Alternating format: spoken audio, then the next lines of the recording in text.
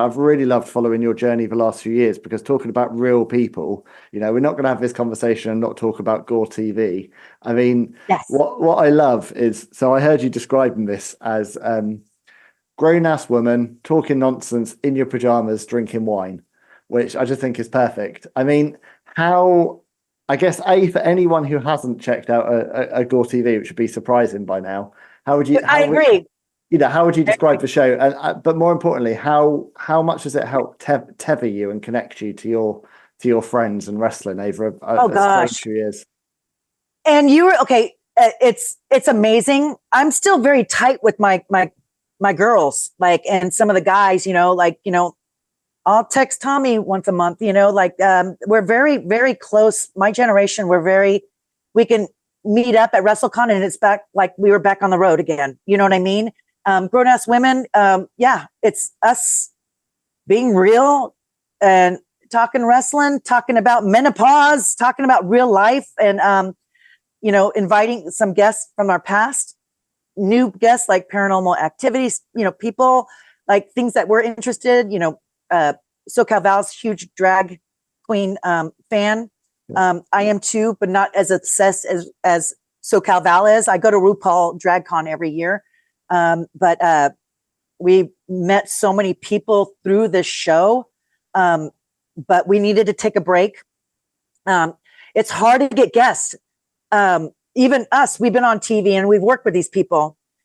It's hard to get freaking guests. And, sometimes they cancel. And you're like, oh God, we don't have a guest next week. Okay, let's just do us three. We can hang, but it's so fun. I mean, you guys are actually diving into our home and us actually how we used to talk back in the day in the locker room or driving together, like with our driving partners and stuff like that.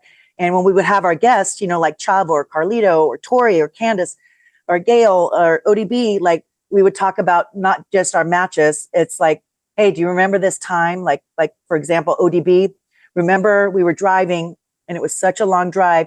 And we saw a billboard, it was for a strip club, the truckers stop, like a trucker stop, right? A dive place. And I go, oh God, I've always been curious what those places look like. And ODB looked at me and I was like, you want to stop? We stopped. And we took a picture in front of the billboard and said, budget cuts. Yeah. And it was, we get to see, invite people of how we are normal and how we dealt with stuff. And, we had frustrations. It wasn't always, roses and, sunshine and rainbows and stuff like that. I think our friends were our therapists because we can vent to each other and get it off our chest and just go on with the okay, let's go work. And we all help each other. We don't we don't stab each other in the back, I told you, I'm focusing on my live auctions. I got ODB on the Whatnot. I got Alicia Fox on the Whatnot. I got Melina Perez on it. And I'm trying to get Eugene, Nick Dinsmore. I'm like, dude, I go, you'd make a killing, man. People just want to talk, ask questions and okay, buy my 8x10. This is like a meet and greet where you'll notice when you go to WrestleCon, when the line's so long, they have to get through the line. So sometimes going, hey, tell me about this match. Next, your shoot along. So this is a little bit more personal and they get to know us and have time.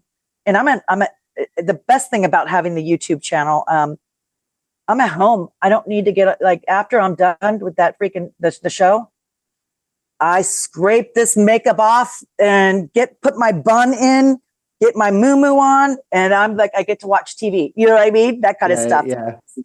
Yeah. But it is, I think people also, Ben, when you have a podcast, it's a lot of work. People think you're just on that for 30 minutes or 2 hours or whatever, that time.